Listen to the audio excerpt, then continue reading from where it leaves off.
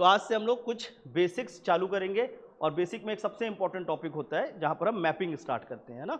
और मैपिंग में सबसे पहले हम वर्ल्ड को देखेंगे, इस पूरे दुनिया को देखेंगे, कुछ इंपॉर्टेंट जगह को जानेंगे उसके, और वर्ल्ड से फिर हम धीरे धीरे कहाँ पर आएंगे, इंडिया पे, और एक तरफ आपका छत्तीसगढ़। वर्ल्ड मैप जानना क्यों इंपॉर्टेंट है?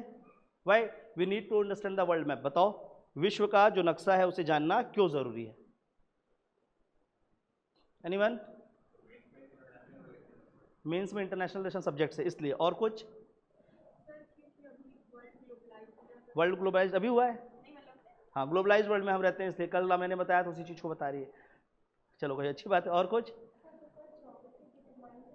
Geography determines a lot of thing but lot of, अच्छा बहुत सारी चीजें, ठीक है। देखो, वर्ल्ड से हम इसलिए भी स्टार्ट कर रहे हैं, अगर हम एज अ सब्जेक्टिव में बात करूं जो हमारे एग्जाम के रिस्पेक्ट में, तो हमको कई जगह पे इसका यूज होगा, ठीक है। मैंने आंसर कॉपीज अभी देखे तो एक क्वेश्चन था, एक आपका एक टॉपिक है ग्लोबल एंड लोकल बायोडाइवर्सिटी, उस पर क्वेश्चन आता है ग्लोबल बायोडाइवर्सिटी क्या होती है, वैश्विक जैव विविधता क्या होती है। उस पर जो इस बार टॉपर हुए रविशंकर, उसकी कॉपी रखी हुई, मैं दिखाऊंगा आपको।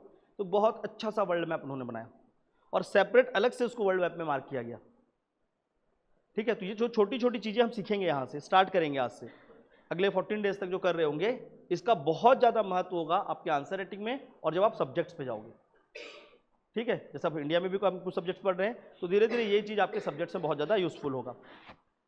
इन ऑन प्रोबेबिलिटी ये भी हो सकता है कि 26 नवंबर को जब आप पहुंचो तो आपके सिलेबस में कुछ बेसिक परिवर्तन हो सकता है। अभी तो खैर पीएससी ने ऐसा कोई जारी नहीं किया है, पर पीएससी के एग्जाम को 5 से 6 साल हो चुके हैं, तो वहाँ पर हो सकता है कि छोटे मोटे चेंजेस हो जाए।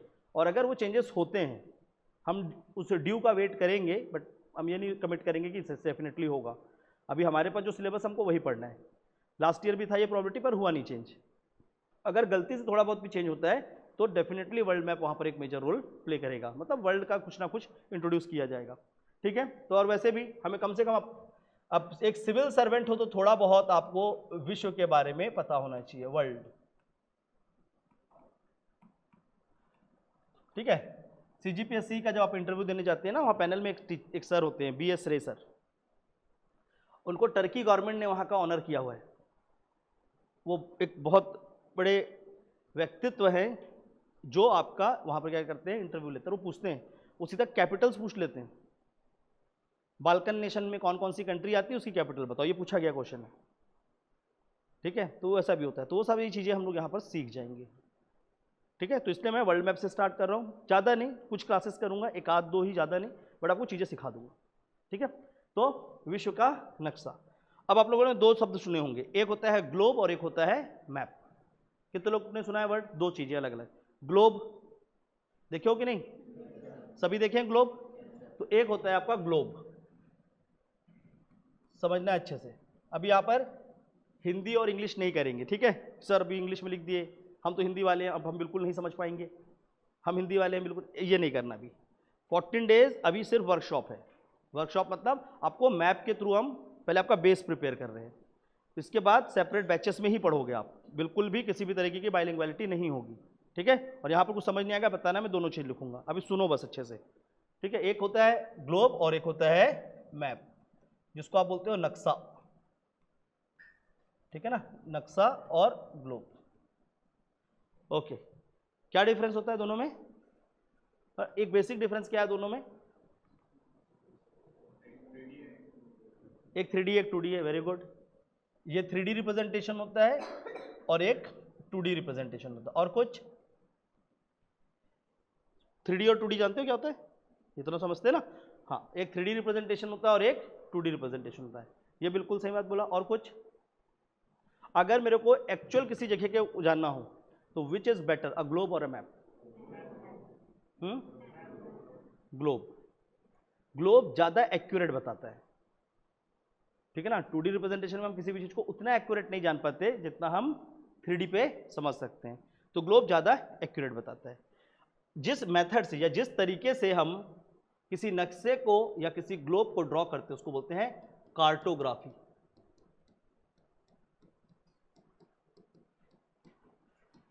क्या बोलते हैं? कार्टोग्राफी। कार्टोग्राफी क्या है? वो एक टेक्निक है या मेथड है जिसके थ्रू हम क्या करते हैं, किसी भी प्लेस लोकेशन को मैप करते हैं या उसका एक नक्शा बनाते हैं या उसका ग्लोब बनाते हैं। कार्टोग्राफी।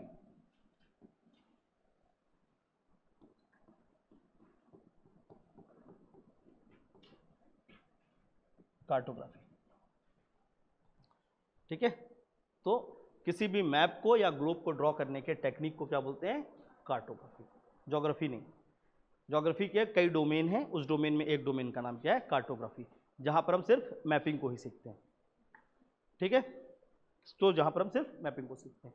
तो इसी तरीके से वर्ल्ड के कई मैप बनाए गए, शुरू से लेकर लास्ट तक बहुत सारे मैप बनाए गए, जिसमें से एक सबसे फेमस मैप था T O map of the world बोलते हैं इसको।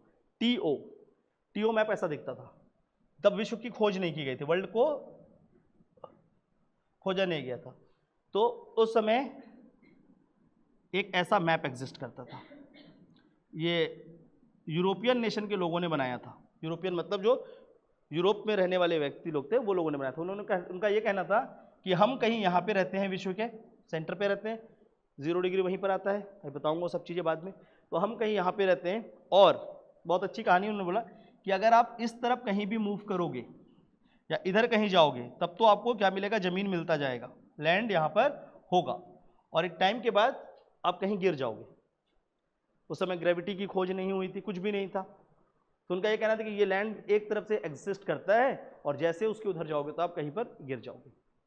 तो सबसे सुटेबल प्लेस क्या है रहने के लिए? ये है। और वहीं से ये मैपिंग फर्स्ट टाइम स्टार्ट हुई थी, ठीक है। रिलीजन ने इसको फॉलो किया था, धर्म ने, सबसे पहले धर्म के लोगों ने फॉलो किया था। फिर मॉडर्न साइंस की जब चालू हुई, मॉडर्न स्टडीज़ जब चालू हुई, ये हुई 1800 के आसपास, 1800 शताब्दी के आसपास प्रॉपर मॉडर्न टेक्निक्स चालू हुए, जब एक व्यक्ति आए जिनका नाम था इमैनुअल कांत, ठीक है, इमैनुअल कांत। इस मैप के थ्रू ना ये लोग बहुत सारी चीज़ों को खोज रहे थे, खोज पे निकले थे, डिस्कवरीज पे, और बहुत सारा नॉलेज लेकर आए थे, खूब सारा नॉलेज लेकर आए थे। नॉलेज मतलब ज्ञान, बहुत सारे ज्ञान उनको मिले। तो लोग क्या करते थे, कहीं भी जाते थे उस चीज़ों को लिख लेते थे, नोट डाउन कर लेते थे, जो भी उन्हें मिलता था वो सब चीज़ों को नोट कर लेते थे, और नोट करके एक जगह पे ला के रखते थे। उस सारे चीज़ को नोट करके एक लाइब्रेरी में रखा गया था, जो टर्की में था, जो दुनिया की सबसे बड़ी लाइब्रेरी थी, कॉन्स्टेंटिनोपल। हम पढ़ेंगे इसको कहाँ पर? वर्ल्ड हिस्ट्री, और जब इंडियन हिस्ट्री को आपस में कनेक्ट करेंगे। तो वहाँ पर उन लोगों ने सारे इन्फॉर्मेशन को लाके एक जगह पे रखा। जब इस सारे इन्फॉर्मेशन को एक जगह पे रखा, तो इसके ऊपर कुछ साइंटिस्ट हुए, कुछ साइंटिस्ट उस समय तो नहीं थे, ये बोलो कि कुछ नॉलेजेबल लोग हुए, या एक ऐसे लोग, एक वर्ड एग्जिस्ट करता है जिसको बोलते हैं एपिस्टेमोलॉजी, ज्ञान मीमांसा। क्या बोलते हैं? ज्ञान मीमांसा, epistemology, the one who study about the knowledge. एक ऐसा व्यक्ति जो ज्ञान की पढ़ाई करता है, उसे क्या बोलते हैं? एपिस्टेमोलॉजिस्ट, ज्ञान मीमांसी, जो नॉलेज की स्टडी करता है। तो एक वैसे ही व्यक्ति थे जिनका नाम था इमैनुअल कांत। उन्होंने देखा कि इतने सारे ज्ञान एग्जिस्ट करते हैं, इतने सारे टाइप के नॉलेज एग्जिस्ट करते हैं, तो उन्होंने सब नॉलेज को आपस में रखा एक जगह पे, और फिर उन्होंने वहाँ से एक दिमाग लगाया। उन्होंने ये बोला कि इसमें से जितने 100 पेजेस हैं, इसमें से 2 पेज मेरे को ऐसे नजर आते हैं जो कहीं ना कहीं ह्यूमंस के बारे में बात करता है, मानव के बारे में। इसमें से कुछ पेजेस में आप लोगों ने जो इन्फॉर्मेशन लिख के लाए हैं, खोजकर्ता जितने भी गए थे, तो उनमें से बहुत लोगों ने ये बताया कि भाई ये आप लोगों ने कहीं ना कहीं जलवायु के बारे में लिखा है, जलवायु, क्लाइमेट के बारे में। ऐसी कुछ इन्फॉर्मेशन उन्होंने बोला कि आपने प्लांट के बारे में लिखा हुआ है, पौधों के बारे में। तो इस तरीके से उन लोगों ने अलग अलग नॉलेज को उसने क्या किया, अलग कर दिया। और अलग करने के बाद बोला कि अगर हमें पढ़ना होगा किसी चीज़ को फ्यूचर में, तो इस तरीके से अगर हम पढ़ेंगे कि सब नॉलेज को एक साथ, तो सब कुछ जान पाना पॉसिबल नहीं है। तो हमें क्या करना पड़ेगा, एक एक डोमेन को अलग करना पड़ेगा। और जो आज आप लोग सब्जेक्ट पढ़ते हैं, जिसके ऊपर गुस्सा आता है, इतना सारा सब्जेक्ट कहाँ से आया, यही वो आदमी, ठीक है। तो इसको खोज लेना, होता है ना परेशानी कि ये कौन सा आदमी है जो इतना सारा सब्जेक्ट दे गया। उस आदमी का नाम क्या है? Immanuel Kant. साइंटिफिक स्टडीज़ में उन्हीं को माना गया। तो उसने क्या किया कि सारे डोमेन को अलग कर दिया, और डोमेन को अलग करने के बाद उनको अलग अलग नाम दिया गया। 2 स्पेसिफिक नाम दिए गए। एक को बोला गया क्रोनोलॉजी, कालक्रम युक्त, क्रोनोलॉजी काल क्रम युक्त, और एक बना कोरोग्राफी, क्षेत्रवर या क्षेत्र युक्त। तो 2 अलग अलग शब्द दिए। क्रोनोलॉजी जो कालक्रम से था, समय के हिसाब से, और एक क्या था, कोरोग्राफी जो स्पेस के हिसाब से या एक एरिया के हिसाब से। तो जो समय के साथ किसी जगह में परिवर्तन हुआ, the changes which introduce with the time, जो समय के साथ परिवर्तन होता है उसे क्या बोलते हैं, क्रोनोलॉजी, काल क्रम युक्त परिवर्तन। और जो किसी क्षेत्र में, किसी भी एक एरिया में या किसी एक स्पेस में टाइम के साथ चेंजेस होता है, या वो जो चेंजेस होता है कि एरिया में, उसको क्या बोलते हैं, कोरोग्राफी। उसको क्या बोलते हैं, कोरोग्राफी। तो दो अलग अलग चीजें आई, एक शब्द आया क्रोनोलॉजी, कालक्रम युक्त, क्रोनोलॉजी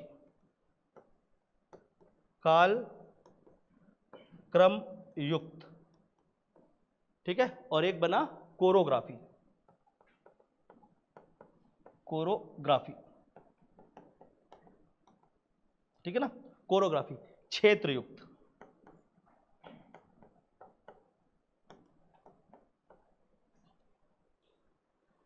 ठीक है, तो ये दो वर्ड को उन्होंने दिया था कि जब हम किसी जगह पे किसी जगह के चेंजेस को पढ़ रहे होंगे तो ह्यूमन इंट्रोड्यूस होगा या तो वो स्पेस में ज्योग्राफी इंट्रोड्यूस होगा, दोनों चीजें।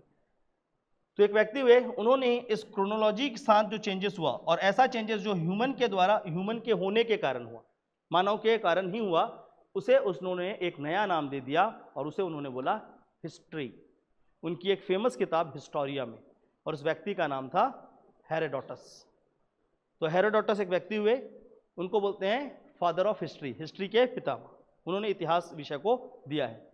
उनकी एक किताब थी हिस्टोरिया, जिसमें उन्होंने इसी शब्द को, जो इमानुएल कांत ने जिसे क्या बोला था, क्रोनोलॉजी, अमित शाह ने भी बोला क्रोनोलॉजी को समझे, ये वही वाला है, ठीक है। तो जो काल क्रम के बारे में जो उन्होंने बताया, वो कौन बने, हेरोडोटस। और हेरोडोटस ने इसके बारे में बताया, और वहीं से बना सब्जेक्ट हिस्ट्री। हिस्ट्री में देखेंगे उनको। दूसरे एक व्यक्ति आए जिनका नाम क्या था, एरोस्थीन या एरोस्थेनिस। मूवी देखने गए हैं, कितने लोग मूवी देखने गए हैं अभी तक, थिएटर? लगभग सभी गए होंगे। पिक्चर तो देखे हैं ना, कि गए ही नहीं कभी? अच्छा, मूवी देखने गए होगे तो आप देखोगे एक कई मूवी के शुरुआत में ऐसा एक ग्लोब दिखाता है और वहां लिखा रहता है इरोस इंटरनेशनल। देखियो, कभी सोचिए इरोस क्या है?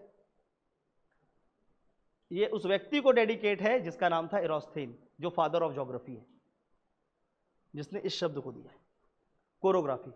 तो कोरोग्राफी शब्द किसने दिया, एरोस्थीन ने। अभी लिखना नहीं सब चीज को, आप जो लिख रहे हैं लिख लीजिए, बाकी लोग नहीं, मैं ज्योग्राफी में फिर से कराऊंगा, है ना। अभी समझा रहा हूं आपको कि ये सब चीजें आई कहां से। हाँ जी, वॉल्यूम रेस करूं, अभी नहीं आ रहा ऑडिबल, मैं माइक से यूज नहीं करता यार, करवाऊं क्या? हाँ, आप आगे आ जाओ, पीछे क्या बैठे हो, आ जाओ आगे जाओ। उतना पीछे क्यों बैठे हो, अभी सीट्स खाली है, जब सीट्स पूरा फुल होगा तो करा देंगे, कल से करवा दूंगा मैं, ठीक है। आज स्पीकर ऑन नहीं कराया, यहाँ बैठ जाओ। आप लोग को आ रहे पीछे, इधर पूरे सीट्स खाली है, एकदम पीछे बैठ गए हो जाकर। आप लोग को आ रहे, फैन के जस्ट नीचे बैठ गए होगे, कोई बात नहीं, आ जाओ आ जाओ, इधर आ जाओ फ्रंट में, थोड़ा आगे बैठ जाओ, अभी से स्पीकर है पढ़ाऊं। एरोस्थीन, एरोस्थीन उसका नाम था, वो ज्योग्राफी में बताऊंगा। मैं आपको बस एक कहानी बता रहा हूं पहले कि हुआ क्या है, ये मैप वैप कहाँ से आए हैं, ये जो आप पढ़ रहे हो सब चीज़ कहाँ से आए। सबसे पहले ये तो जानने, जो हमको सब्जेक्ट पढ़ना है सब चीज़ों का ओरिजिनेटर कौन है, तो उसका ओरिजिनेटर का नाम क्या है, इमानुएल कांत। फिलॉसफी में पढ़ेंगे उनके बारे में। Immanuel Kant is a pragmatic. वो क्या थे, किसी भी जो चीज़ें हो रही हैं, वर्तमान जो चीज़ें हो रही हैं, उस वर्तमान को प्रूफ करने में बिलीव करते थे। प्रैग्मेटिक मतलब वो होता है जो किसी भी चीज़ का प्रैक्टिकल बताता है, प्रैक्टिकल मतलब व्यवहारिक रूप से किसी चीज़ को प्रस्तुत करता है। तो एक ऐसा व्यक्ति थे, ठीक है। तो उन्होंने क्या किया, इस तरीके से सब्जेक्ट को अलग किया और उसको फिर दो डोमेन में हमने बांट दिया। अब जो ये कोरोग्राफी बना, एरोस्थीन ने जिसको ज्योग्राफी बोला, उसके अंदर कई चीज़ें प्रारंभ हुई, और उसी क्रम में जो स्टार्ट हुआ बहुत सारा चीज़, उसमें से एक क्या था, मैप मेकिंग, ठीक है। क्या चालू हुआ, मैप मेकिंग, या और उसी के बाद आया ग्लोब। तो पहले 3D बना है कि 2D बना, सबसे पहले 2D बना, ठीक है। 2D में मैप बनाए गए, और 2D में मैप बनाने के बाद उसे 3D में बनाया गया। इंटरनेशनल यूनियन, जो ज्योग्राफिकल GIS बोलते हैं जिसे, ज्योग्राफिकल इंटरनेशनल सोसाइटी, जो वर्ल्ड पे US पे उसके हेडक्वार्टर है, उन्होंने फिर सब चीज़ों को आइडेंटिफाई किया, और 1930 के आसपास, 1930 के आसपास उन्होंने कुछ बेसिक चीज़ें बताई किसके हिसाब, किसके लिए? ग्लोब के लिए, क्या बोल सकते हैं? मैप के रिगार्डिंग, ठीक है। नक्शे से संबंधित कुछ एकदम आधारभूत जानकारी वहां पर दी गई। जो क्या क्या दी गई थोड़ा सा यहां से समझेंगे। तो उन्होंने सबसे पहले एक बेसिक रिप्रेजेंटेशन दिया वर्ल्ड का। उन्होंने बोला कि कुछ इस तरीके से हमारा एक ग्लोब है, पूरा डिटेल ज्योग्राफी में पढ़ेंगे। तो एक हमारा ग्लोब है। 1930s के आसपास क्या किया गया, बोला कि जब इसकी स्टडी करनी, जब हमको इसके बारे में पढ़ना है, अब ये मैंने सर्कल बना दिया, सर्कल को पढ़ना है या किसी भी जगह के बारे में पढ़ना है, तो उसका हमें क्या खोजना होगा? लोकेशन, स्थिति, कि वो कहाँ पर है, अवस्थिति बोलते हैं या तो, ठीक है। तो उन्होंने बोला कि अगर हम पूरे ग्लोब में, मैं बोलूँ मेरा इंडिया कहाँ है, तो मैं ऐसा डॉट नहीं लगा सकता कि यहाँ पे, ऐसा भी डॉट नहीं लगा सकता यहाँ पे। तो कुछ तो एक तरीका होगा जिससे हम उसको एग्जैक्टली लोकेट करें। तो वहां पर लोगों ने बोला कि हमें क्या करना होगा, अपने पूरे ग्लोब पे कुछ इंपॉर्टेंट लाइंस बनाने पड़ेंगे। और तब पहली बार ग्लोब के लिए, या बोल सकते किसी भी एक लोकेशन को खोजने के लिए स्टडी स्टार्ट हुई। और सबसे पहले दो चीज़ों की खोज की गई, या बोल सकते दो इमेजिनरी लाइंस बनाए गए। ये जो लाइन है ये काल्पनिक रेखा है, ये वास्तव में पृथ्वी के ऊपर नहीं खींचे गए हैं, पर हम लोगों ने इतना पढ़ लिया इसके बारे में या जान लिया कि हमें लगता है कि ये सच में वास्तविकता में, मतलब ये रियल में है। कर्क रेखा सभी ने सुना है क्या? ट्रॉपिक ऑफ कैंसर कहीं पर है क्या? पर जानते सब हैं। क्यों जानते हैं? रियलिटी में तो कहीं नहीं खींचा हुआ है, पर वो है। यही होते हैं स्टडी में कि कुछ चीज़ों को हम एक्सेप्टेंस देते हैं, है ना। तो उसी समय क्या किया गया, कुछ इंपॉर्टेंट लाइंस खींचे गए, जिसमें से एक प्रकार के लाइन को बोला गया अक्षांश। अक्षांश दैट इज लैटिट्यूड, लैटिट्यूड, ठीक है। और कुल लाइंस इसमें से ड्रॉ किए गए, वहां पर कुछ इंपॉर्टेंट लाइंस ड्रॉ की गई, जिसमें से बिल्कुल सेंटर पे 0 डिग्री लैटिट्यूड बनाया गया, 0 डिग्री अक्षांश, जिसको हम क्या बोलते हैं? इक्वेटर। उसको क्या बोलते हैं? इक्वेटर। आप लोग लिखना चालू कर लो यहां से, इक्वेटर, जिसको भूमध्य रेखा भी बोला जाता है, ठीक है। भूमध्य रेखा,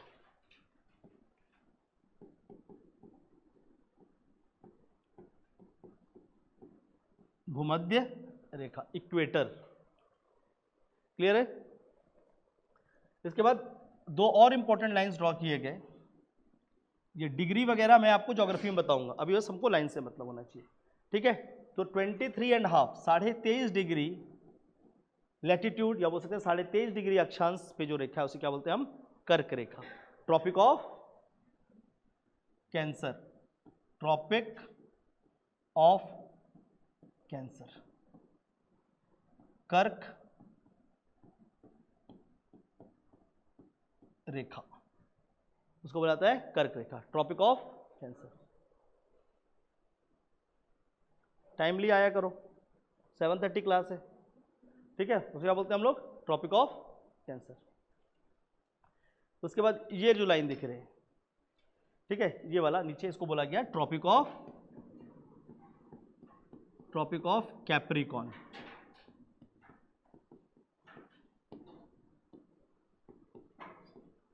मकर रेखा।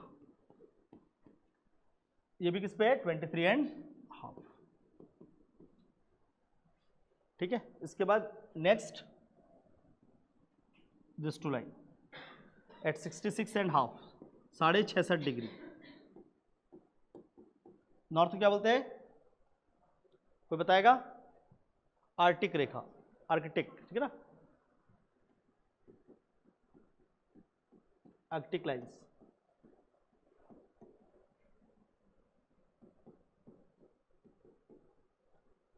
आर्कटिक या आर्टिक रेखा भी बोलते हैं। और नीचे का लाइन क्या कहलाता है? अंटार्कटिक, ठीक है, इसको बोलते हैं अंटार्कटिक।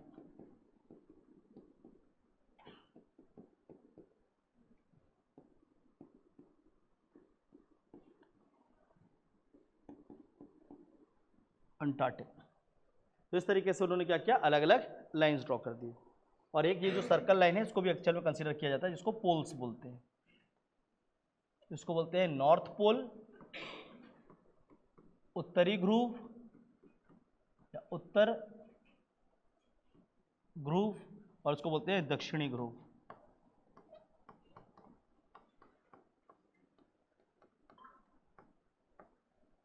उत्तर ध्रुव और दक्षिणी ध्रुव, नॉर्थ पोल और साउथ पोल। तो इस तरीके से अलग अलग लाइंस ड्रॉ किए गए। ठीक है, अब इस लाइन से भी अगर मैं बोलूंगा कि आप किसी एक पर्टिकुलर लोकेशन को एग्जैक्ट बता पाओ, तो बता पाओगे क्या? इस लाइन से नहीं बता सकते। तो इस लोकेशन को और बेहतर करने के लिए उन लोगों ने एक और तरह की रेखा दी, जिसको बोलते हैं लॉन्गिट्यूडनल लाइंस, देशांतर रेखाएं। ठीक है, तो एक सेकेंड टाइप ऑफ लाइन आया जिसको बोलते हैं देशांतर, देशांतर रेखा, जिसको बोलते हैं लॉन्गिट्यूडनल्स।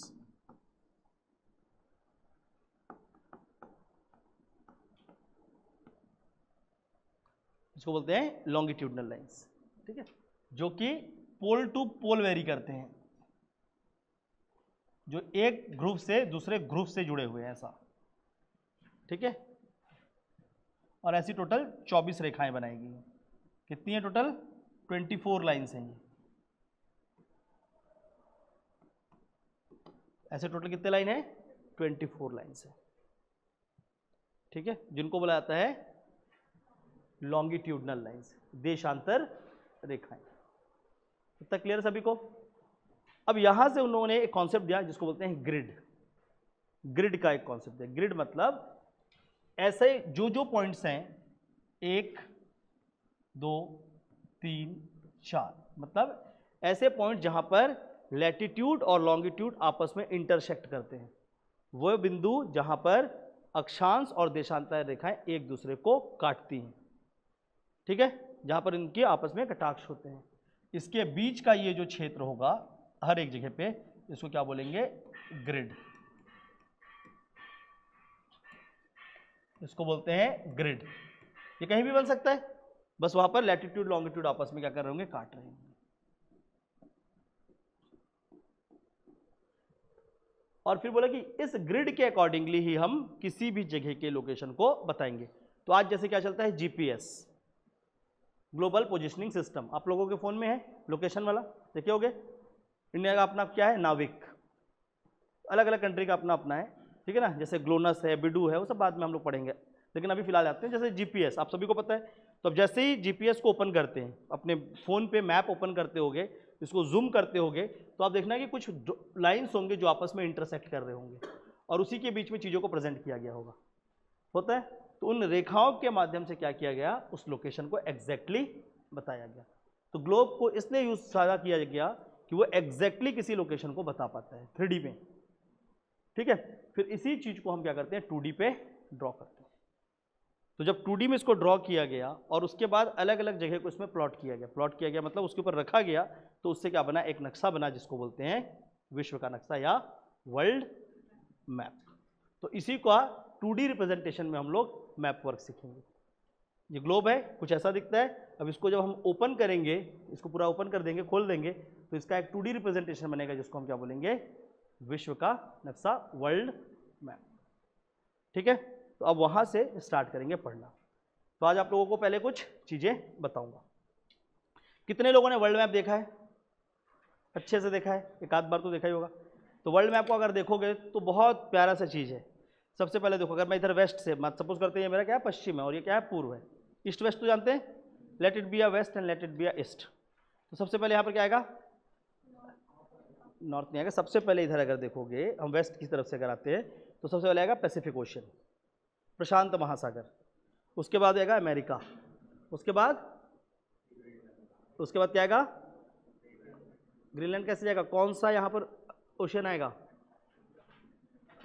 अंटार्कटिक। अंटार्कटिक आएगा, अटलांटिक ओशन आएगा। फिर क्या आएगा? यूरोप। यूरोप के बाद इंडियन ओशन, उसके बाद साउथ ईस्ट एशिया, और उसके बाद फिर पैसिफिक। तो पैसिफिक कुछ ऐसा है, पैसिफिक, उसके बाद अमेरिका, उसके बाद अटलांटिक, फिर ऋतिक रोशन का डांस देखे हो ना, बस वो याद रखना। तो क्या है? एक बहुत अच्छा सा कॉम्बिनेशन है वाटर और लैंड का, और उसे बोलते हैं वर्ल्ड मैप। ठीक है, तो आज आप लोग पहली बार, या हो सकता है अभी तक आप लोगों ने कई लोगों ने ड्रॉ किया होगा, वर्ल्ड मैप बनाना सीखोगे। ठीक है। तो विश्व का नक्शा कैसे बनाया जाता है उसके लिए पहले कुछ बेसिक चीज़ें बता रहा हूँ। कॉपी को आप लोग हॉरिजॉन्टल कर लीजिए लैंडस्केप पे, और ऐसा, हाँ, और जो जो बोल रहा हूँ उसको पहले ड्रॉ करेंगे। सबसे पहले अपने हॉरिजॉन्टल कॉपी पे एक बॉक्स बनाओ। कैसा बॉक्स बनाना है बता रहा हूँ। रेक्टेंगल जानते हो, जानते ही होंगे, है ना। तो हमको क्या करना है, एक रेक्टेंगल बनाना है। मैं चाहता तो नक्शा लगा के दिखा देता, लेकिन मुझे लगता है कि नहीं, हमें सब चीज़ बनाना सीखना चाहिए। तो ऐसा एक बॉक्स बनेगा। Everyone please draw it. अपने कॉपी पे आराम से पढ़ेंगे, ठीक है। ये खासकर जो वर्कशॉप में तो बहुत आराम से चलना है हमें।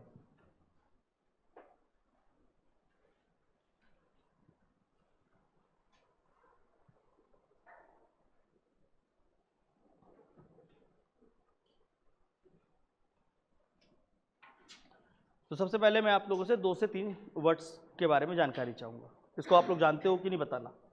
पहला आता है कॉन्टिनेंट।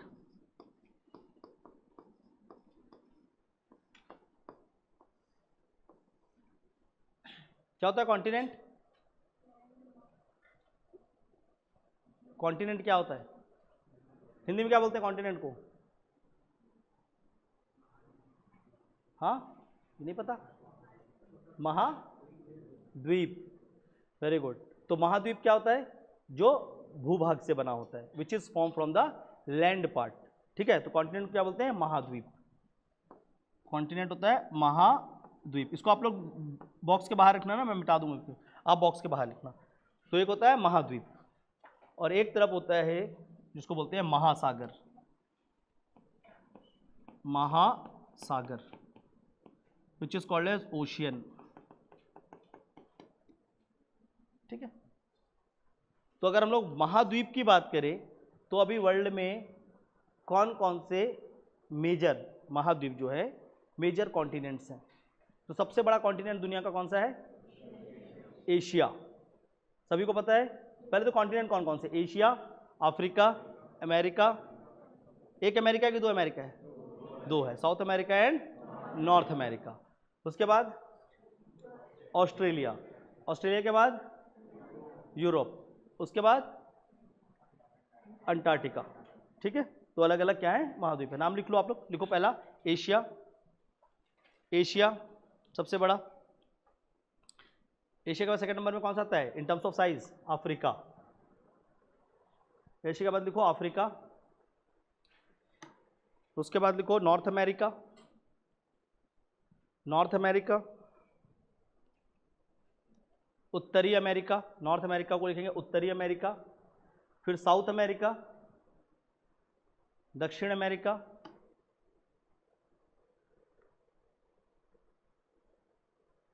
यूरोप, यूरोप,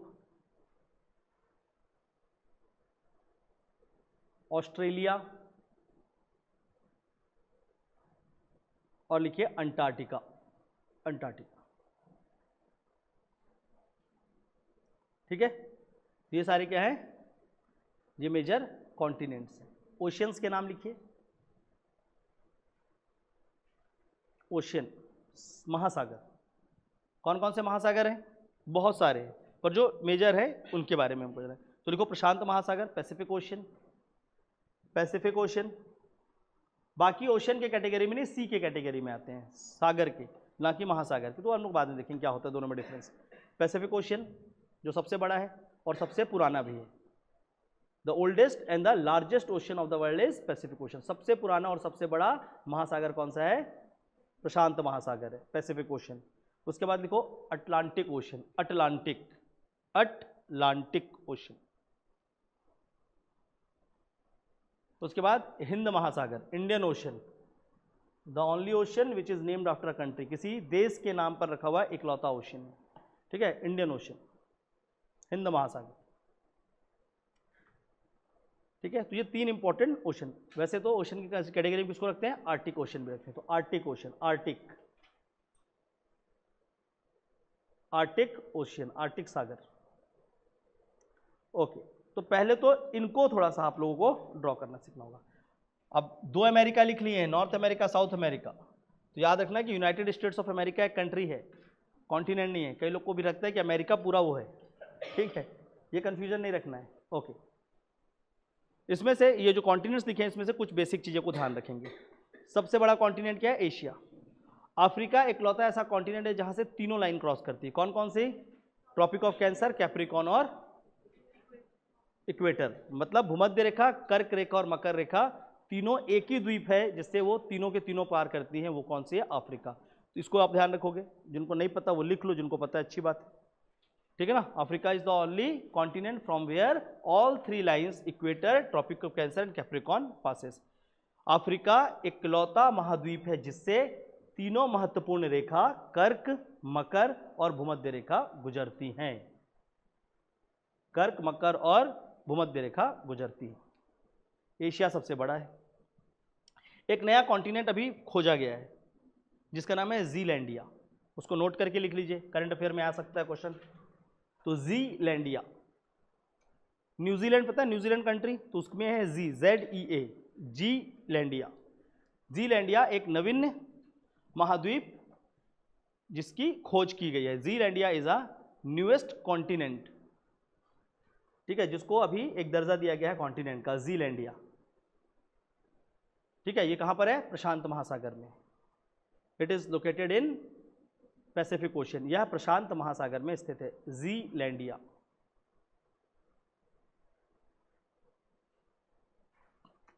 क्लियर है सभी को? ओके, चलो। तो अब ये जो हम लोगों ने चीजें बनाई हैं इसमें इस दोनों के, इस टॉप के और इस टॉप के अराउंड हाफ पे, सेंटर पे आप लोग अपने हिसाब से कोई भी सेंटर आइडेंटिफाई करो। अब वो एकदम स्केल लगा के नहीं करना है, इसका कोई भी एक सेंटर होगा। सपोज करते हैं मैं इसको यहाँ लेता हूँ, तो सेंटर से एक सीधा लाइन वहाँ तक ड्रॉ करो, दैट इज योर इक्वेटर बनाओ। हर कोई क्या करेंगे? आप यहाँ से इक्वेटर बनाएंगे।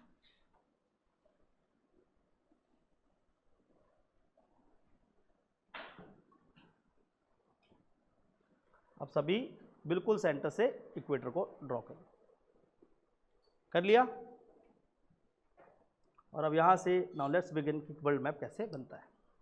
ठीक है, बहुत ज़्यादा आर्टिस्टिक नहीं बनाना है, बहुत ज़्यादा ऐसा नहीं कि एक लाइन को ऐसे करके घुमा घुमा के ड्रॉ कर रहे हैं। हमें एक जेनरिक स्टडी करनी होती है, मतलब हमें पता हो कि चीज़ें कहाँ पर है, कैसी हैं। आप एकदम वैसा बनाने की कोशिश करोगे ना तो कभी नहीं बनने वाला जैसा वर्ल्ड मैप दिखता है। तो हम उसका एक मॉडल बनाएंगे और लेकिन हम सब चीज़ों को समझेंगे। ठीक है, तो समझते हैं। तो सबसे पहले स्टार्ट करते हैं यहाँ से। जस्ट आप सभी एक पोर्शन छोड़ देना थोड़ा सा और ड्रॉ दिस टू लाइन। उसको मैं कलर अलग लेता हूँ।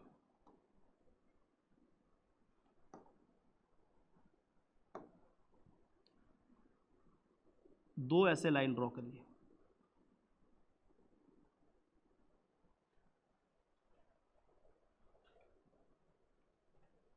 टच मत करना, ऊपर रखा है मैंने, टच मत करना, थोड़ा से ऊपर से ड्रॉ करेंगे। नाउ इस पॉइंट से 1 turn, 2 turn and 3 turn draw करो इसको से।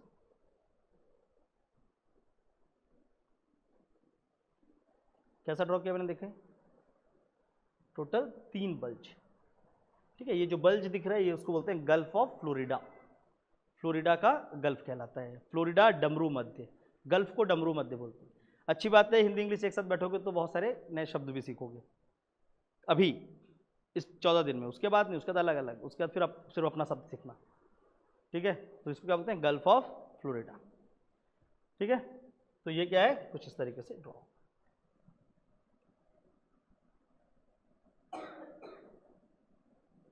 इसी पॉइंट के अप्रॉक्स इसको टर्न करना है। ठीक है,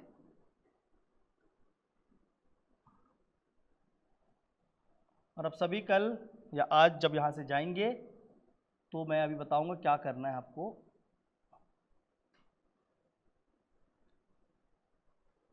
इसको आपस में इस तरीके से जोड़िए।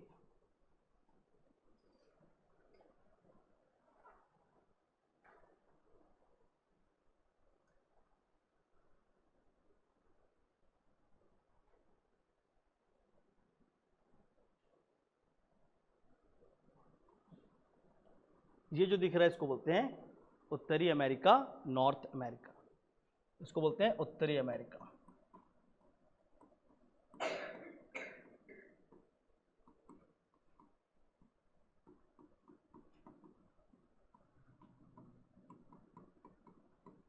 उत्तरी अमेरिका,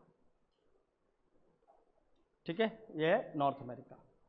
क्लास करने के बाद जब आप जाओगे तो आप क्या करोगे, एक एटलस खरीदोगे मार्केट से, ठीक है। कौन सा एटलस लेना है, ऑक्सफोर्ड स्टूडेंट एटलस, नाम लिख लो एटलस का, ऑक्सफोर्ड स्टूडेंट एटलस। जिसके पास जो भी एटलस है आप रख सकते हैं, अगर नहीं है तो आप ये वाला ले लेना, और है तो अच्छी बात है, ठीक है। ऑक्सफोर्ड का स्टूडेंट एटलस आता है, वो ले लेंगे, हिंदी इंग्लिश दोनों में आता है। नहीं मिल रहा है वो तो जो भी एटलस मिल रहा है आप ले सकते हैं, कोई दिक्कत नहीं, पर वो ज़्यादा बेटर एटलस है, उससे आपको प्लेसेस के बारे में इंफॉर्मेशन मिलते हैं, ठीक है। तो ये सबसे पहले यहाँ पर क्या है, ये है उत्तरी अमेरिका जिसको बोलते हैं नॉर्थ अमेरिका। इसके बाद नीचे आते हैं, यहाँ से अच्छे से समझना, सी इस पॉइंट से 1 2 पे आप क्रॉस करना और 3 ऐसा, थर्ड पे सेकेंड वाले से आप क्रॉस करोगे और थर्ड पे इधर लेकर जाओ।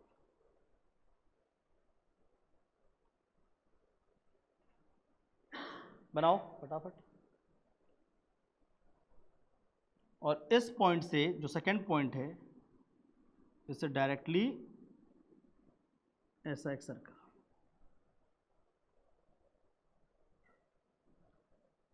ठीक है।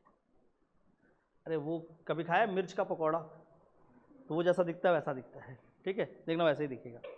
तो ये क्या है, कुछ उसको ऐसा बना, देन फ्रॉम दिस पॉइंट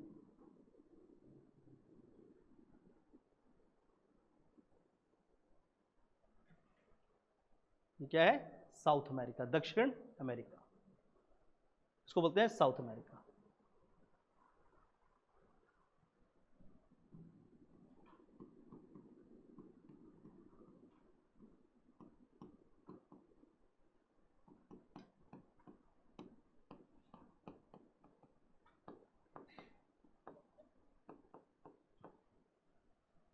ठीक है, तो नॉर्थ अमेरिका और साउथ अमेरिका।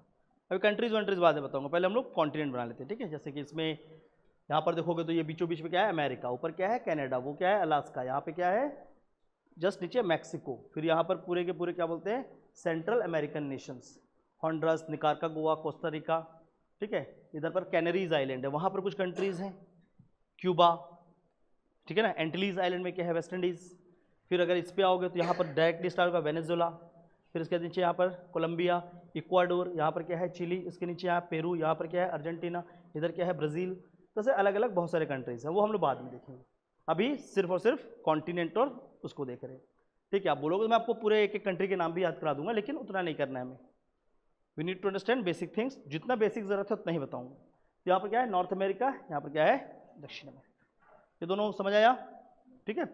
और दोनों को ये जो बीच से कनेक्ट हो रहा है इसको बोलते हैं गल्फ ऑफ पनामा, पनामा डमरू मध्य, उसको भी नहीं लिखना है अभी सिर्फ इसको लिखना है। इसके बाद यहाँ पर एक छोटा सा लैंड मास है, इसको बोलते हैं ग्रीनलैंड। क्या बोलता है ग्रीनलैंड,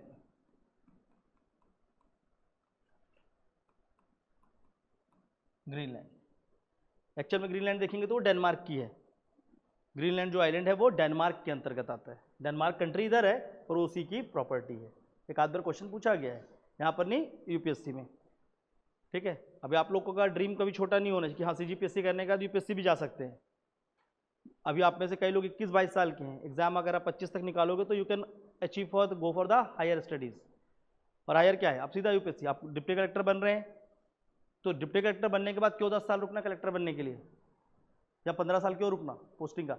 अगर आप अर्ली एज में बन जाते हो तो you can go for UPSC और आपका कॉन्फिडेंस बढ़ेगा, क्योंकि यहाँ पर आप ऑलरेडी बहुत सारी स्टडीज़ कर चुके होंगे, सीख चुके होंगे, तो आपको पता होगा कि हाँ मैं थोड़ी सी और स्टडीज़ करूँगा तो मैं जा सकता हूँ वहाँ भी। तो इंडियन जीएस तो मैं आपका इतना स्ट्रांग कर दूंगा कि आप यूपीएससी का पेपर भी देने जाओगे तो आप कंफर्टेबल फील करोगे अपने आप को। इतना तो है कि वहाँ का भी पेपर आएगा तो आपसे क्वेश्चन बन रहा होगा, ठीक है। तो हमें क्या करना है, सीखना इस तरीके से कि ये पूरे सब्जेक्ट को सीखना हमारा इंपॉर्टेंस है।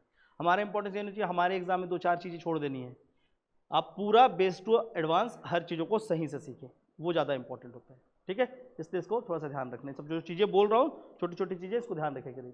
तो नॉर्थ अमेरिका, साउथ अमेरिका और वहाँ पे क्या है, ग्रीनलैंड।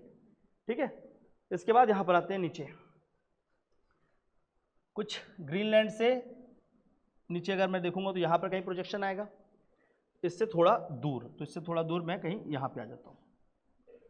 ठीक है, टुवर्ड्स ईस्ट।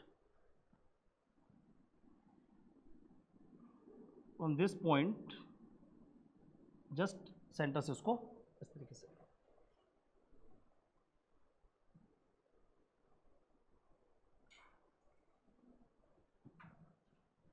फिर एक सीधा लाइन ड्रॉ करिए,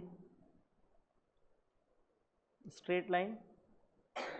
now draw this straight line और इसको इस तरीके से एक्सटेंड करो।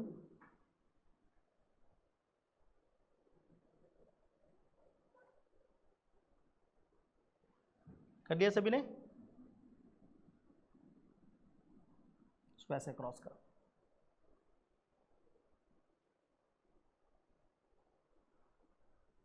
Now from this point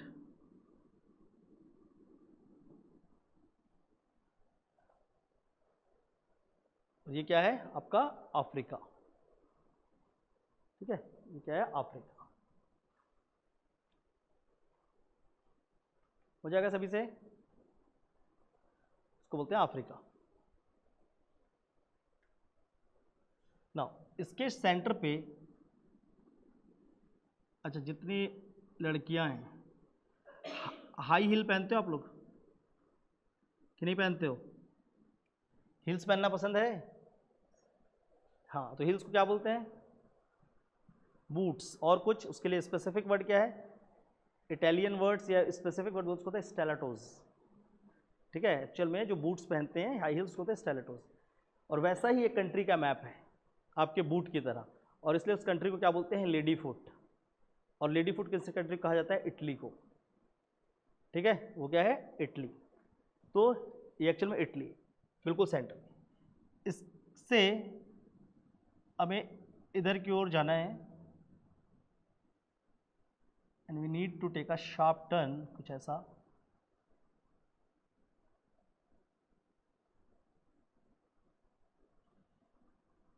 galloping horse, जैसे घोड़ा होता है ना, वैसा देखो बनाओ।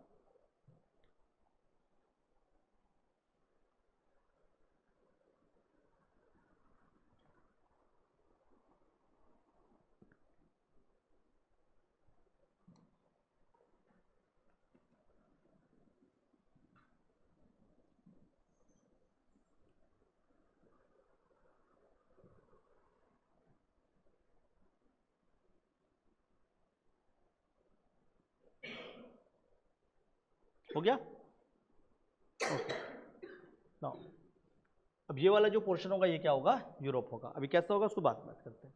जस्ट यहाँ पे एक आई बना दो, आई।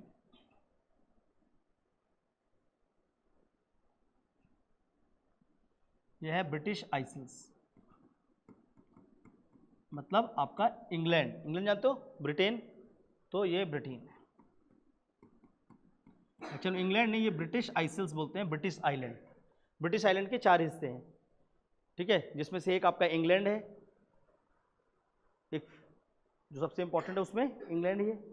तो उसको आप लोग मेनली इंग्लैंड के नाम से, बट उसमें 4 अलग अलग कंट्रीज आते हैं। तो वहाँ पे लिखो ब्रिटिश आइलैंड, और नहीं भी लिखेंगे चल जाएगा। अब आते हैं इधर, इस पॉइंट से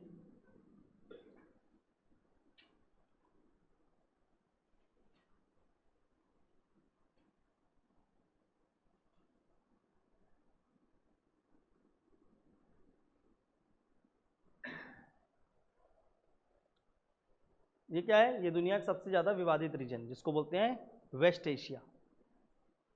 वेस्ट एशिया या मिडिल ईस्ट, मध्य एशिया, या इसी को बोला जाता है वेस्ट एशिया, पश्चिम एशिया या मिडिल ईस्ट। जहाँ पर कौन सी कंट्रीज हैं? सीरिया, लेबनन, जॉर्डन, ठीक है, इजराइल, पैलेस्तीन, यूएई, ठीक है, सऊदी अरेबिया, जहाँ पर ऑयल मिल रहा है। और वहीं सबसे ज़्यादा दुनिया में क्या होता है, डिस्प्यूट है। यूपीएससी का अगर कोई एग्जाम देगा और जानेगा तो इस रीजन से हर साल प्रीलिम्स में 2 क्वेश्चन आते हैं। हर साल 2 क्वेश्चन यहाँ से आते हैं। कोई ना कोई रीजन विवादित में होता है और उसको वो मैच द फॉलोइंग में पूछ लेता है। ठीक है, इस साल भी है। अभी आप देखोगे क्योंकि यहाँ पर क्या मिला है, ऑयल मिल रखा है और ऑयल की पूरी इकोनॉमी थी और इस इकोनॉमी का ये बहुत बड़ा हिस्सा। अब इसका क्यों महत्व है, क्या है, अभी आपको बाद में समझ आएगा कि उस लैंड पे होने से क्या इंपॉर्टेंस है। ठीक है, जब आप लोग धीरे धीरे पढ़ते आगे बढ़ोगे ना तो समझ आएगा कि क्यों वहीं पर सारे लड़ाई हो रहे हैं। ठीक है, क्योंकि वो कनेक्टिविटी है यूरोप और एशिया के बीच का।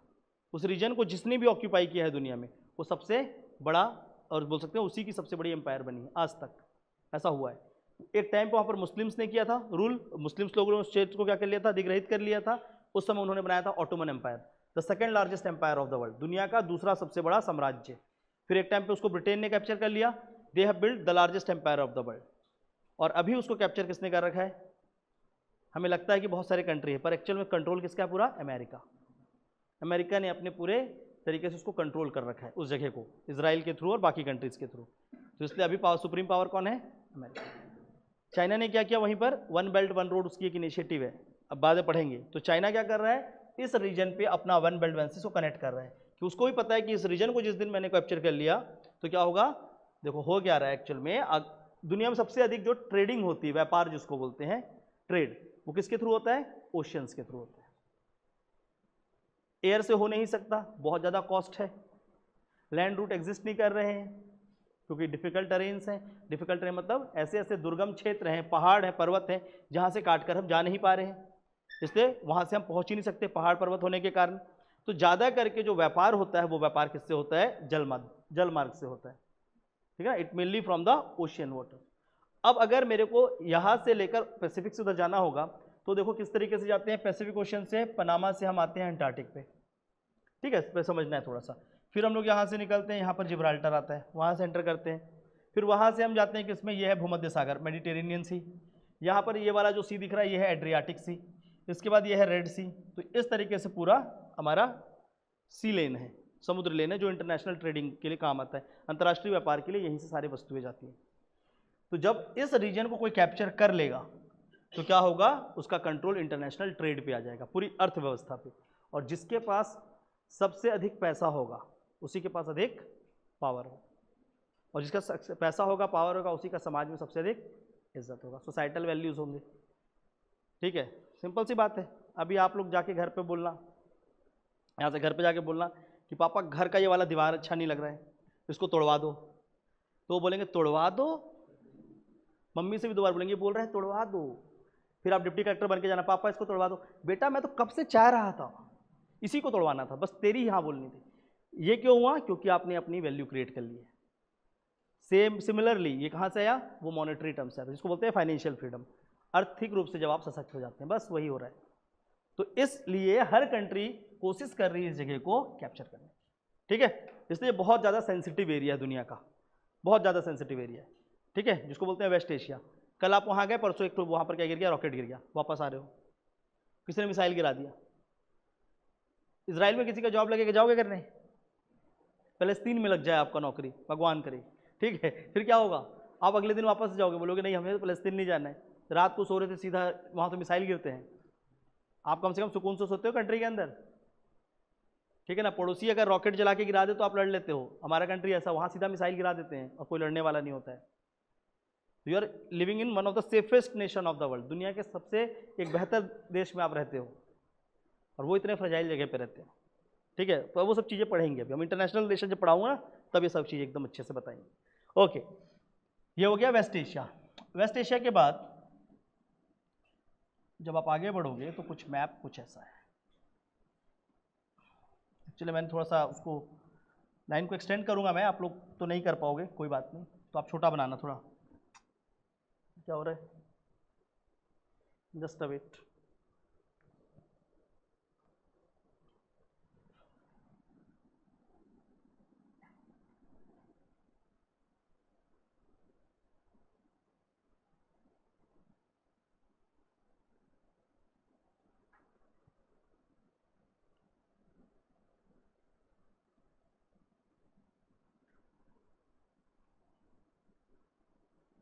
इस तरीके से इसको कनेक्ट करो, उसको सीधा लाइन खींच देना ऊपर का। ठीक है, आप स्ट्रेट लाइन ही खींच लेना, कोई इशू नहीं।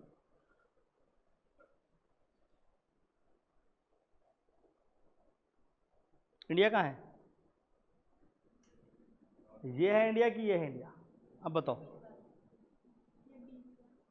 वो तो सब बता रहे हैं, आपको क्या लगता है? वही है? चलो ठीक है, बनाओ।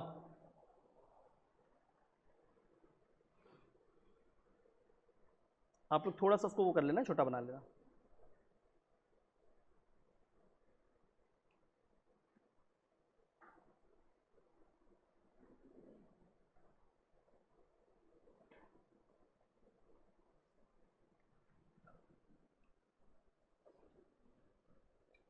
ठीक है, फिर यहाँ पर कुछ आइलैंड्स हैं जिसको जापानीज आइलैंड बोलते हैं, होन्सू, होकाइडो, क्योशियो।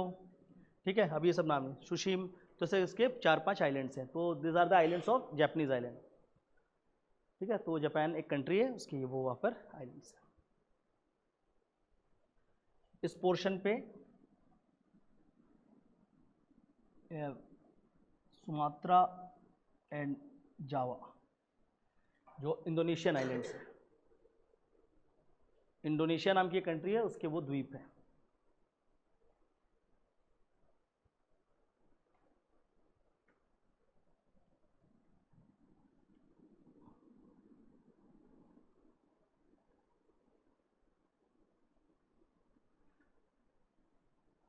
क्या है? ऑस्ट्रेलिया।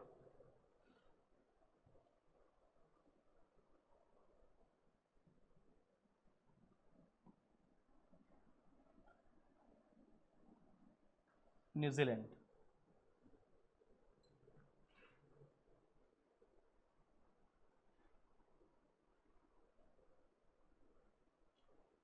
क्या है वहाँ पे? न्यूजीलैंड। और अगर इसको मैं 3D में प्रोजेक्ट कर दूं अगर इसी चीज़ को, तो क्या होगा? This will come down. तो इसके इधर फिर क्या आ जाएगा? Pacific ocean. यही पैसिफिक ओशन यहाँ पर है, हमारा वो सर्कुलर है, तो हमने क्या किया? उसको ओपन कर दिया है, तो वो ऐसा दिख रहा है। तो जैसे उसको मैं सर्कल करूँगा, यहाँ फिर से क्या दिखेगा? इधर क्या दिखेगा? Pacific ocean. ठीक है ना, this is your Pacific ocean. अभी वो दिख रहा था कुछ ऐसा, अब हमने यहाँ से ड्रॉ करना स्टार्ट किया, और फोल्ड ओपन कैसे किया? ऐसा ओपन किया। यहाँ पैसिफिक से आपको सब कुछ दिख रहा है, और जैसे इसको मैं सर्कल करूँगा, मतलब वो फिर से वो बनाऊंगा, तो क्या दिखेगा? Pacific ocean. तो इधर पैसिफिक ओशन, और ये भी क्या है? तो जस्ट 10 दिन पहले मैं अमेरिका मैं गया हुआ था दिल्ली, तो मेरी सिस्टर आई, वो अमेरिका से आई, सी कम फ्रॉम अमेरिका, तो बोली कि 3 दिन का फ्लाइट था, तो जेट लैग हो रहा था 3 दिन में, मतलब एक दिन बीच में हॉल्ट हो गया लंदन, बाकी उसका इस तरीके से फ्लाइट था। मैंने बोला कि जेट लैग से बचने के लिए आप ईस्ट से क्यों नहीं गए? वो लोग क्या जाने कैसा था, पहले वो इंडिया से निकले, फिर वो दुबई गए, फिर वहाँ से वो लंदन गए, फिर लंदन से अमेरिका गए। अब देखो इतना दूर ट्रैवल किया इंडिया से पूरा यहाँ, ऑलमोस्ट 36 आवर्स की फ़्लाइट, और उसके बीच में जो भी हॉल्ट है, तो लगभग आसान है। अगर मुझे अमेरिका ही जाना था, तो why should we not take here to China, Shanghai airport चले जाओ, और वहाँ से सीधा अमेरिका एंटर कर जाओ, वो ज़्यादा पास पड़ेगा। पर ऐसा क्यों नहीं कर सकते, और ऐसा क्यों नहीं किया जा रहा है? इंडिया की जितनी भी फ्लाइट्स अमेरिका जाती है, जितने भी लोग अमेरिका जाते हैं, वो इधर से जाते हैं, ना कि उधर से। ऐसा क्यों? बहुत कम ही होता है कि चाइना होकर जाते हैं, बताना आप लोग। हाँ, बायकॉट करता है चाइना? अरे यार, बायकॉट करता है क्या होता है? पैसिफिक के कारण।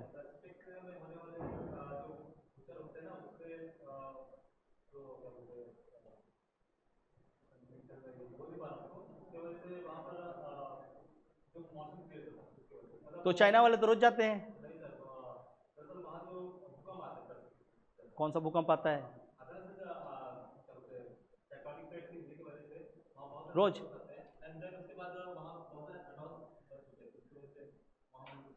ठीक है, ऐसा कुछ नहीं होता है। ठीक है, I been teaching geography for since 10 year, 10 साल हो चुके हैं। ठीक है, तो ऐसा कुछ नहीं होता है, बहुत सारे इसके और कारण। आपको नेट पे पढ़ना, कुछ चीज़ें नेट से भी क्यूरियोसिटी खत्म करनी चाहिए, वह पढ़ना कि ऐसा क्यों होता है कि मेजोरिटी जो होते हैं वो इधर से जाते हैं। ये सब छोटी छोटी चीज़ें पता होनी चाहिए। ये पूछ देंगे, ऐसी चीज़ें कहीं ना कहीं आपसे अप्लाइड पूछ लिया जाता है, तो जैसे मैं पूछ रहा हूँ तो बताना। ठीक है, खैर नहीं, तो ये क्या है? ये दुनिया का अलग अलग है। अब देखो ये जो बनाया ना आपने वेस्ट एशिया, ये दिख रहा है, ये वाला जो पॉइंट है, यहाँ पर एक सर्कल करिए, ये एक पठार है, पठार मतलब प्लेट्यू, एक उच्च भूमि बोलते हैं जिसको, है ना, उच्च भूमि और ऊपर की सतह क्या होती है, समतल होती है, जिसको पठार बोलते हैं, प्लेट्यू।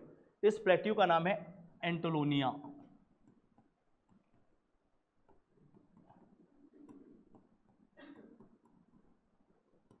दो एंटोलोनिया फेमस हैं, एक ये और दूसरी सोनिया गांधी। उनको ही बोलते हैं इटली से आई एंटोलोनिया है, ठीक है, पर ये इटली नहीं, ये टर्की पे है, एंटोलोनिया प्लेट्यू, ठीक है। एंटोलोनिया प्लेट्यू के बाद जाओगे तो यहाँ पर एक माउंटेन है, एक पर्वत है, इस पर्वत का नाम है यूरल माउंटेन या यूराल। हिंदी में इसको यूराल लिखते हैं, इंग्लिश में इसको यूरल पढ़ते हैं, यूरल माउंटेन। और ये दोनों जो हैं, यूरल और ये क्या बनाते हैं, बॉर्डर बनाते हैं यूरोप और एशिया का। ये क्वेश्चन पूछा जाएगा कि यूरोप और एशिया के दोनों के बीच कौन सी प्लेट्यू आती है, तो कौन सी आती है, एंटोलोनिया। आधा एंटोलोनिया यूरोप में है और आधा, और वो कौन सी कंट्री है जो यूरोप और एशिया को कनेक्ट करती है, तो एक कंट्री होगी टर्की और ऊपर होगी Russia. Russia and Turkey, Russia और टर्की दो ऐसे कंट्री हैं जो यूरोप और एशिया दोनों को कनेक्ट करते हैं आपस में, इसको भी ध्यान रखना है, ठीक है। तो ये क्या है आपका एंटोलोनिया और ऊपर क्या है, यूरल। इसके इधर का हिस्सा, the portion on left of this two point, इस दोनों बिंदुओं के इधर का हिस्सा ये कहलाता है यूरोप,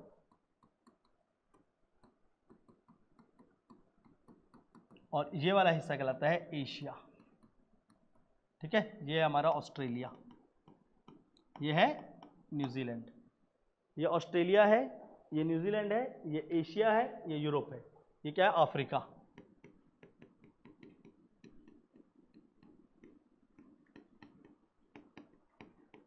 अफ्रीका, ठीक है। ये कौन सा सागर है, प्रशांत महासागर, पैसिफिक ओशियन। इधर भी वही है क्योंकि वो सर्कुलर है, ठीक है। तो इधर जो सागर दिख रहा है ये कौन सा सागर है, प्रशांत महासागर।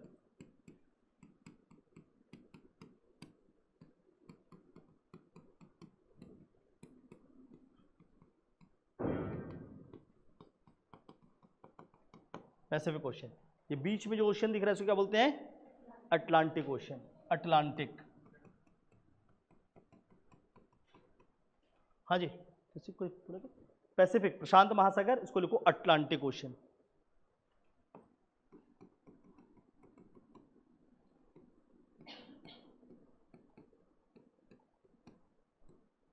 अटलांटिक महासागर,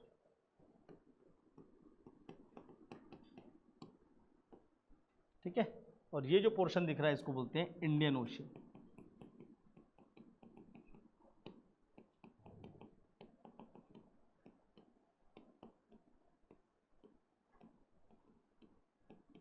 हिंद महासागर,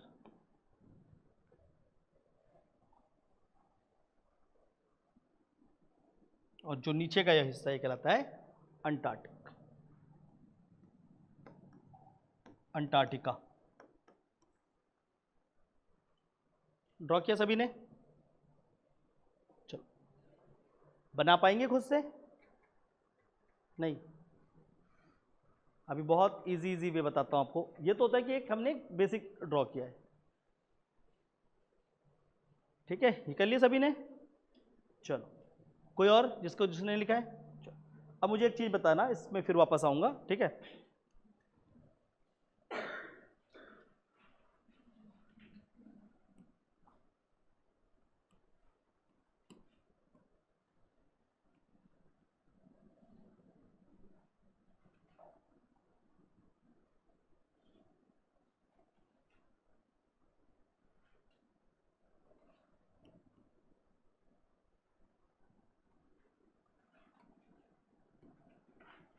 is this a world map, क्या यह विश्व का नक्शा है ना।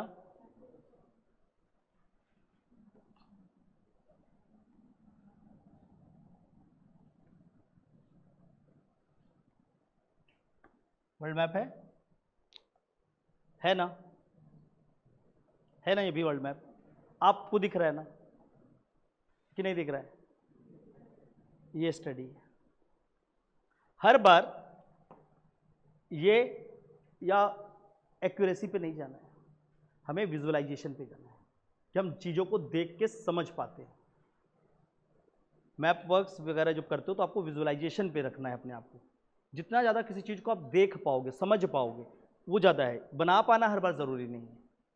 तो अगर आप ऐसा मैप बनाते हो तो बहुत बढ़िया है।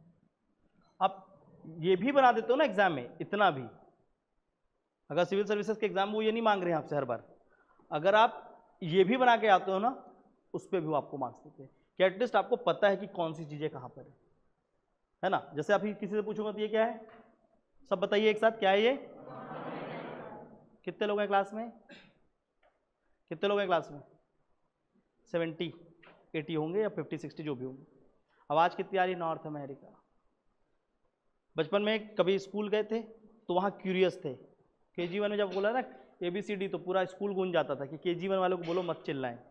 उतना क्यूरियोसिटी रखो, उस तरीके से रखिए अपने आप को, तब जाके सीखेंगे ना। तो अभी थोड़ा सा लाउडर, ये क्या है? ये क्या है? दिस वन अभी तो डिफाइंड नहीं है। ये देखो अब डिफाइंड हुआ। ये क्या है? ये क्या है? This one is Africa.